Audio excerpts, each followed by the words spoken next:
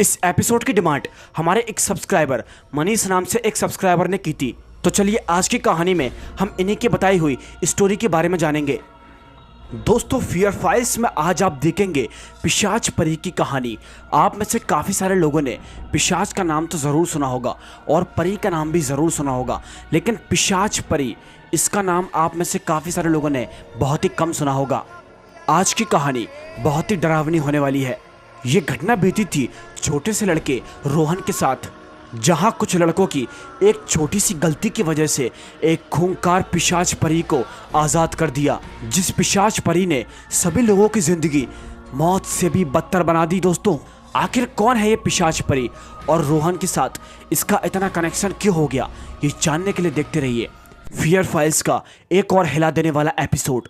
कहानी की शुरुआत में हम रोहन को देखते हैं, जो कि उसके कुछ दोस्त उसको भूत बन के डरा रहे थे, क्योंकि स्कूल में रोहन ने उनकी शिकायत कर दी थी, जिसकी वजह से उनको काफ़ी अच्छी पनिशमेंट मिली थी। और अब वो रोहन से अपना बदला ले रहे थे। जहां उसके दोस्त उससे ये कहते हैं कि तुझे उस कब्रिस्तान के अंदर जाना होगा, वहां पर एक परी की मूर्ति है, तुझे वहां से बॉल लेकर आनी होगी। दोस्तों, लेकिन रोहन कब्रिस्तान के अंदर रात के वक्त जाने से काफ़ी डर रहा था, लेकिन दोस्तों के बार बार फोर्स करने के बाद रोहन के पास और कोई दूसरा ऑप्शन नहीं था। उसके बाद उसे कब्रिस्तान के अंदर जाना ही पड़ा। जब वो कब्रिस्तान के अंदर गया तो पूरा का पूरा कब्रिस्तान एकदम से सुनसान हो रहा था। कब्रिस्तान देखने में काफ़ी वीरान था।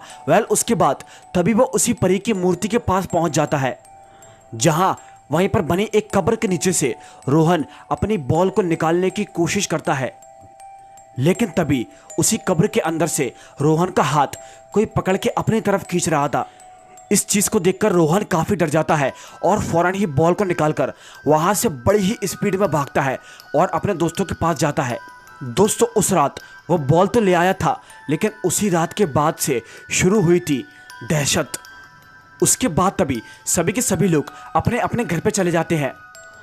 तभी सुबह होती है। सुबह रोहन को बहुत ही तेज़ फीवर था, जिसकी वजह से रोहन स्कूल नहीं जाना चाहता था।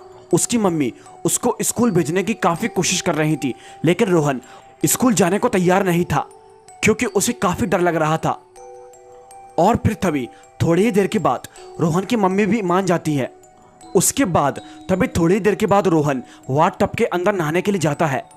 दोस्तों, वो अभी सही सलामत नहा ही रहा था, लेकिन तभी उसके वाट टब के अंदर एक फंक ऊपर से आकर गिरता है और देखते देखते उसके वाट टब के अंदर पूरी तरीके से खून भर जाता है, जहां वो पानी एकदम खून में तब्दील हो चुका था, जिसे देखकर रोहन काफ़ी डर जाता है और फौरन ही चीख चिल्लाकर अपनी माँ को आवाज़ लगाता है। लेकिन जब रोहन की माँ उसके पास पहुँचती है तो वहाँ से खून अचानक से गायब हो जाता है। ये देखकर रोहन की माँ को काफ़ी अजीब लगता है। वो ये सोचती है कि आखिर रोहन को क्या हो गया है, ये ऐसी बातें क्यों कर रहा है। उसके बाद तभी रोहन की माँ उसको अपने कमरे में सुलाकर चली जाती है, लेकिन अचानक ही किसी आवाज़ से रोहन की आंख खुलती है और वो अपने बेड के नीचे झांककर देखता है तो उसे फिर से एक पंख दिखाई देता है। रोहन उस पंख को देखकर काफ़ी हैरान हो जाता है और जैसे ही वो अपनी निगाहों को ऊपर की ओर घुमाकर देखता है तो उसे सामने की ओर एक बहुत ही खूबसूरत सी परी सामने खड़ी हुई दिखाई देती है। लेकिन पता ही नहीं चला कि देखते देखते कब वो खूबसूरत सी परी एक बदसूरत सी परी के अंदर तब्दील हो गई। रोहन उसे देखकर बहुत ही बुरे तरीके से डर गया। वो परी रोहन से कहती है, मेरे पास आओ रोहन, मेरे पास आओ, मैं एक पिशाच परी हूँ, मैं सबसे तुम्हारी रक्षा करूँगी, डरो मत रोहन, मेरे पास आओ। बस यही कह के वो परी वहाँ से अचानक गायब हो जाती है। उसके बाद जब रोहन की मम्मी रोहन के पास आती है तो रोहन अपनी मम्मी को बताने की कोशिश करता है, लेकिन उसकी मम्मी उसकी बातों पर यकीन नहीं करती। तभी उसके बाद रोहन की मम्मी रोहन को ट्यूशन भेज देती हैं और जब रोहन ट्यूशन जा रहा होता है तभी उसके कुछ दोस्त मिलते हैं, जो कि उसे फिर से परेशान करते हैं और रोहन का मजाक उड़ाते हैं। और तभी रोहन का एक दोस्त आता है जो उसे काफ़ी परेशान करता है और उसे परेशान करके वहाँ से चला जाता है। लेकिन तभी रोहन के पास एक पंख गिरता है और वह पिशाच परी वहाँ पर आ जाती है जहां वो रोहन के दोस्त को बहुत ही बुरी मौत देती है। दोस्तों उसका एक बहुत ही भयंकर वाला एक्सीडेंट हो जाता है। रोहन का दोस्त तो अब पूरी तरीके से मर चुका था और दोस्तों रोहन को ये सब सपने में दिखा था कि उसके दोस्त की मौत हो चुकी है, लेकिन अब उसके सामने ये सब हकीकत में हो चुका था। लेकिन कहीं ना कहीं उसकी मौत का जिम्मेदार रोहन खुद को मानता है। दोस्तों उस बेचारे बच्चे के साथ क्या क्या हो रहा था वो एक आम इंसान कल्पना भी नहीं कर सकता। उसकी जिंदगी मानो तहस नहस सी हो गई थी। अभी आगे उसके साथ क्या क्या होगा वीडियो में बने रहिएगा। उसके बाद तभी रात होती है। रात के वक्त रोहन अपने काफी सारे खिलौनों को अपने कमरे के अंदर रख देता है और रखकर ये कहता है कि मेरे कमरे में अब जो कोई भी आएगा मुझे पता चल जाएगा। दोस्तों उसे रखकर वो छुप जाता है, लेकिन थोड़ी ही देर के बाद उसके खिलौने आवाज करना शुरू कर देते हैं और जब रोहन टॉर्च लेकर देखता है कि आसपास कौन है, तभी उसे सामने की ओर वही पिशाच परी दिखाई देती है, जो कि रोहन से कहती है, रोहन तुम अभी भी मुझसे डरते हो? मैं तुम्हारी रक्षा करने के लिए आई हूं। तुमने मुझे वहां से आजाद कर दिया, मैं तुम्हारी एहसानमंद हूं और अब इसका बदला मैं तुम्हारी रक्षा करके चुकाऊंगी। डरो मत रोहन, लेकिन याद रखना अगर तुमने मेरे बारे में किसी को भी बताया तो मैं उसे भी जान से मार दूंगी। यह कहकर वह परी वहां से फौरन ही गायब हो जाती है। दोस्तों ये सब देखकर रोहन की हालत बहुत ही खराब हो चुकी थी। अब वो अंदर ही अंदर पूरी तरीके से टूट चुका था और काफी फूट फूट कर रोता था। आखिर वो अपना दर्द किससे बयां करे, क्योंकि उसकी ऐसी बातों पर कोई यकीन नहीं करने वाला था। अगली सुबह रोहन अपने स्कूल जाता है, जहां स्कूल में उसके दोस्त उसे फिर से परेशान करते हैं। लेकिन जो भी व्यक्ति रोहन को परेशान या तंग करने की कोशिश करता तो वह पिशाच परी उसे जान से मार देती थी और इसने उन दोस्तों के साथ भी ऐसा ही किया। जहां उस पिशाच परी ने रोहन की उस दोस्त को झूले से गिरवा के मरवा दिया और बड़ी ही भयानक दर्दनाक मौत दी। उसकी मौत का जिम्मेदार भी रोहन अपने आप को मानता है। रोहन फौरन ही भागता भागता अपने घर पे जाता है और इस बात को अपने माँ बाप को बताने की कोशिश करता है, लेकिन वो पिशाच परी वापस सामने खड़ी होकर उससे ये बताने को मना करती है और उसे याद दिलाती है कि अगर तुमने मेरे बारे में किसी को भी बताया तो मैं उसे जान से मार दूंगी। और अपने माँ बाप की फिक्र करके रोहन कुछ भी नहीं बताता। दोस्तों उसके मम्मी पापा को कुछ भी समझ नहीं आ रहा था कि आखिर रोहन को क्या हो गया है।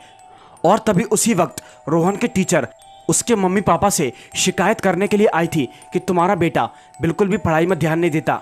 जहां उसके पापा टीचर से ये कहते हैं कि मेरे बच्चे के साथ तुम्हें जो करना है वो करो, लेकिन ये फेल नहीं होना चाहिए। और उसके बाद उसकी टीचर उसको अपने तरीके से पढ़ाती है और उसको काफ़ी पनिश करती है, जिससे कि रोहन को काफ़ी दर्द होता है।